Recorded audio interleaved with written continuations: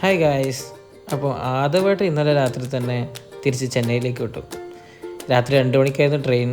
ആദവ് സ്കൂളിൽ ലീവായ സമയത്തായിരുന്നു നാട്ടിലേക്ക് വന്നത്. അപ്പോൾ സ്കൂൾ തുറക്കുന്നതുകൊണ്ട് പുള്ളി നേരെ ചെന്നൈയിലേക്ക് വിട്ടു.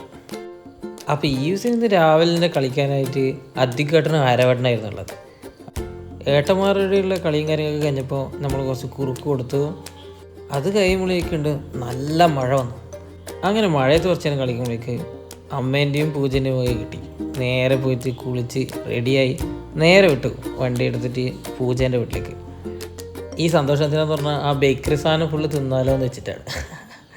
പിന്നെ ഈസിൻ്റെ അവിടെയുള്ള അച്ചാച്ചനും അമ്മമ്മേനെയും എല്ലാവരെയും കണ്ട് പുള്ളി കുറേ സമയം അവരോട് സ്പെൻഡ് ചെയ്തു. പിന്നെ ഈസിൻ്റെ ശ്രീക്കുട്ടി ചേച്ചി വന്നിട്ടായിരുന്നു മൈസൂരിൽ നിന്ന്. അപ്പോൾ അത്രയ്ക്കുള്ളൂ. Thank you.